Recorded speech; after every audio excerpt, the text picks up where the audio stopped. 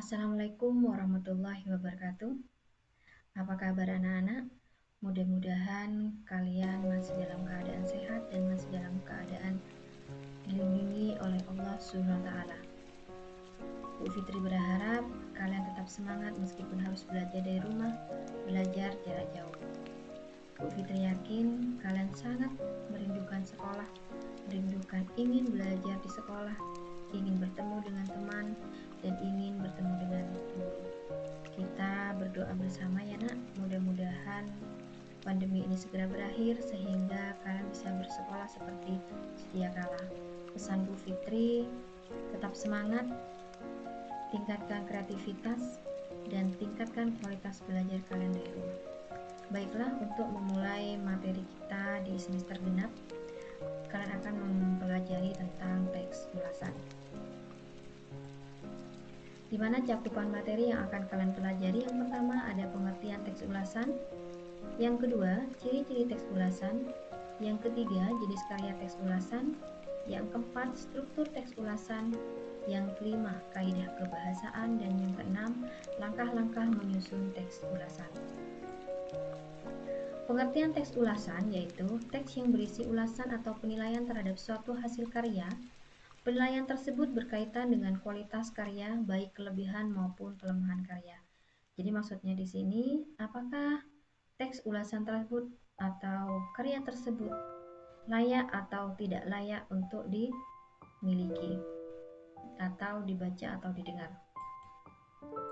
Ciri-cirinya, yang pertama, memuat informasi berdasarkan pandangan atau opini penulis terhadap suatu karya.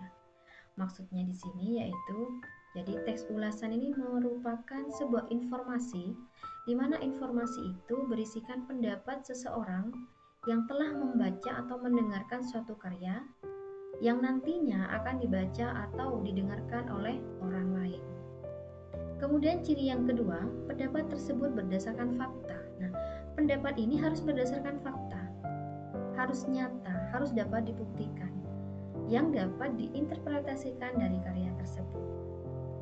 Kemudian ciri yang ketiga yaitu teks ulasan disebut juga dengan resensi. Resensi di sini maksudnya adalah penilaian baik tidaknya suatu karya tersebut untuk dimiliki atau dinikmati. Jenis karya teks ulasan antara lain ada lagu, buku, film, dan karya sastra. Di mana karya sastra ini ada novel, kumpulan cerpen, puisi, drama, dan sebagainya. Kemudian tujuan teks ulasan. Tujuan teks ulasan yaitu memberikan informasi kepada halayak ramai tentang standar kelayakan dan kepatutan sebuah karya. Ini untuk tujuan umumnya. Kemudian di sini juga ada tujuannya. Yang pertama, menunjukkan pandangan atau penilaian penulis resensi pada suatu karya. Yang kedua, memberikan informasi pada publik tentang kelayakan yang dimiliki suatu karya. Nah, di sini maksudnya yaitu setelah seorang penulis atau orang yang memberikan penilaian memberikan informasi kepada orang yang mendengarkan atau yang membaca suatu karya tersebut, apakah layak untuk dimiliki karya tersebut. Yang ketiga, membantu para pembaca untuk mengetahui isi karya. Yang keempat, memberikan informasi pada pembaca tentang kelebihan dan kekurangan sebuah karya yang diulas atau yang diresensi. Yang kelima, mengetahui perbandingan karya tersebut dengan karya lain yang sejenisnya. Yang keenam, memberikan informasi koherensi tentang karya.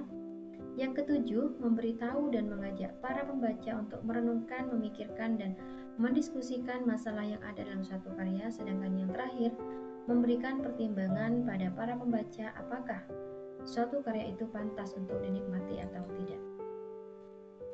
Selanjutnya, struktur teks ulasan. Di sini ada 5. Yang pertama, identitas. Identitas karya berisikan tentang judul, penulis atau pengarangnya, penerbit, di mana penerbitnya, kemudian tahun terbitnya itu kapan, kemudian tebal halamannya berapa. Nah, identitas karya di sini maksudnya berisikan tentang judul, judulnya apa, kemudian pengarangnya namanya siapa, penerbitnya namanya apa, kemudian tahun terbitnya kapan, dan tebal halamannya berapa. Kemudian yang kedua, orientasi. Orientasi berisi pengenalan tentang gambaran umum karya atau penghargaan yang telah diraih. Jadi orientasi di sini maksudnya apa yang melatar belakangi. Kemudian yang ketiga, sinopsis.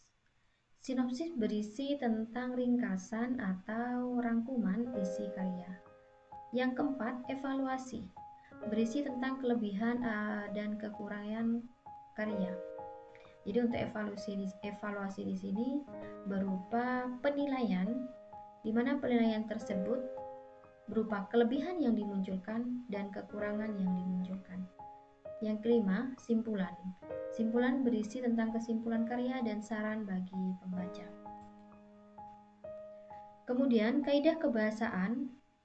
Yang pertama ada konjungsi penjelas, di mana konjungsi penjelas ini berfungsi untuk menghubungkan bagian kalimat terdahulu dengan perinciannya. Contoh, bahwa, yaitu, dan yakni.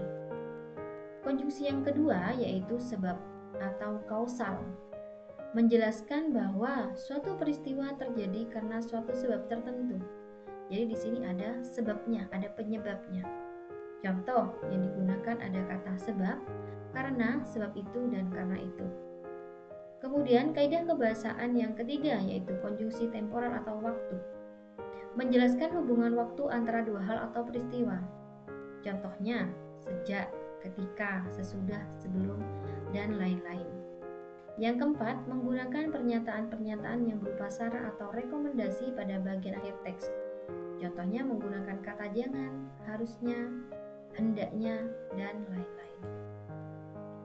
Langkah-langkah menyusun teks ulasan. Yang pertama, kita tentukan terlebih dahulu jenis karya sastra yang akan diulas. Kita bisa memilih novel, cerpen, film, puisi, musik, dan sebagainya. Kemudian, setelah kita menentukan jenis karya sastra yang akan kita ulas, kita amati. Kita bisa membacanya, kita bisa mendengarkan, juga kita bisa menontonnya dengan cermat dan tuntas. Kemudian yang ketiga, kita catat identitas karyanya, meliputi judulnya apa, penulisnya siapa, penerbitnya, bisa juga tebal halamannya berapa jika itu novel atau cerpen. Kemudian yang keempat, mencatat hal-hal menarik atau penting dari isi buku, kemudian menelaah kelebihan dan kelemahan isi buku tersebut, kemudian merumuskan kesimpulan tentang isi dan kesan-kesan buku itu, dan yang terakhir membuat saran-saran untuk pembaca. Nah, untuk membuat saran-saran untuk pembaca di sini maksudnya kita memberikan saran apakah teks yang sudah kita ulas atau yang sudah kita resensi apakah layak untuk dimiliki atau dinikmati oleh orang lain. Nah, ini ya identitas buku. Bu Fitri memiliki satu contoh teks ulasan, di mana contohnya di sini Sang Pemimpi, penulisnya Andrea Hirata, jenis bukunya ini fiksi. Kemudian penerbitnya itu Bentang, cetakan 1, ini tahun terbitnya bulan Juli tahun 2006. Kemudian tebalnya ini ya 292 halaman. Nah, ini untuk strukturnya. Ada orientasi, di mana di sini menceritakan tentang Sang Pemimpin adalah novel kedua dari tetralogi Laskar Pelangi karya Andrea Hirata. Novel ini menceritakan kisah kehidupannya di Pulau Belitung yang dililit kemiskinan. Ada 3 remaja SMA bukan main yang bermimpi untuk melanjutkan sekolah hingga ke Perancis, menjelajah Eropa hingga ke Afrika. Ada Ikal ya, pemainnya di sini Ikal, Arai, dan Jimbron adalah para pemimpi-pemimpi itu. Jadi orientasi di sini menjelaskan tentang judul novelnya itu apa, kemudian penciptanya siapa, kemudian juga bisa di sini memunculkan kejadian atau novel itu terjadi, kemudian pemainnya siapa saja, itu boleh dicantumkan di orientasi. Kemudian untuk tafsiran, pada bab pertama buku ini, Andrea menceritakan bahwa dirinya atau dalam novel ini digambarkan sebagai Ikal. Ikal ini adalah pemeran utamanya. Dan kedua temannya Arai dan Jimron adalah 3 remaja yang nakal. Mereka sangat dibenci oleh Pak Mustar, tokoh antagonis dalam buku ini. Dia seorang wakil kepala SMA bukan main itu. Namun berbeda dengan sang kepala sekolah yang bernama Pak Balia, ia adalah cermin guru teladan. Pak Belialah yang telah memberikan mimpi-mimpi kepada murid-muridnya, terutama kepada Ikal, Arai, dan Jimron. Jelajahi kemegahan Eropa sampai ke Afrika yang eksotis. Temukan berliannya budaya sampai ke Perancis, langkahkan kakimu di atas altar suci alma mater terhebat di Antara. Nah, ini untuk tafsirannya. Jadi menceritakan tentang inti atau alur dari cerita tersebut. Kemudian untuk evaluasinya, ternyata novel ini disajikan dengan bahasa yang cantik menurut si pengamat. Buku ini atau novel ini mampu menyihir pembaca sehingga pembaca bisa ikut merasakan kebahagiaan, semangat keputusasaan dan kesedihan. Jadi perasaan di sini campur aduk, ada rasa bahagia, ada semangat keputusasaan, kemudian juga ada kesedihan. Selain ini, buku ini memiliki lelucon-lelucon yang tidak biasa. Ada kalimat-kalimat humor yang membuat kita tertawa. Kemudian cerdas dan pasti akan membuat pembaca tertawa. Dengan membaca buku ini, Anda akan mengetahui bahwa Andrea Hirata memiliki pribadi yang cerdas dalam mengolah kata-kata dan memiliki wawasan yang sangat luas. Meskipun disebut sebagai buku kedua dari tetralogi Laskar Pelangi, di buku ini nyaris tidak ada hubungannya dengan buku Laskar Pelangi. Sang pemimpi hanya menyebutkan kata Laskar Pelangi hanya sekali. Keponakannya Ikal Biaya saat di Jawa juga tidak disebut sama sekali dalam buku ini, padahal di novel sebelumnya telah diceritakan dengan jelas. Ini untuk evaluasinya. Kemudian untuk rangkumannya, dengan mengesampingkan beberapa kekurangan tadi, novel ini benar-benar buku yang sangat dibutuhkan oleh remaja negeri ini. Nah, berarti sudah jelas. Berarti buku ini diperuntukkan untuk anak-anak remaja. Buku ini memberikan motivasi, semangat, dan mimpi pada anak-anak yang patah semangat supaya sekolah dan melanjutkan ke pendidikan yang lebih tinggi. Selain itu, buku ini juga mengajarkan tentang ketidakmungkinan yang bisa diwujudkan dengan kerja keras. Atau bisa dengan pengertian seperti ini juga. Ini ada contoh juga orientasi dari film Tenggelamnya Kapal Van der Wijk ya, atau disingkat dengan TKV Dewi, di mana film ini merupakan adaptasi dari roman karya Buya Hamka yang kemudian difilmkan. Film ini dibintangi oleh beberapa artis berbakat seperti Herjunot Ali, Pevita Pearce, dan juga Reza Radian. Nah, ini untuk orientasinya. Sudah jelas di sini, berarti judul filmnya ini ada Kapal Van der Wijk.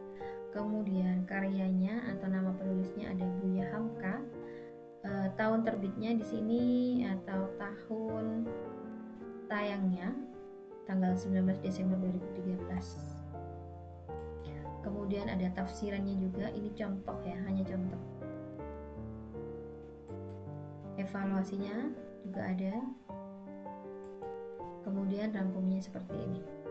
Nah, jadi cara untuk menyusun ulasan caranya seperti ini. Baik anak-anak, itu saja dari Bu Fitri. Jika ada kesulitan, silakan kalian bisa bertanya via WA ke Bu Fitri. Bu Fitri siap untuk menjawab pertanyaan-pertanyaan yang kalian ajukan. Baiklah, terima kasih. Assalamualaikum warahmatullahi wabarakatuh.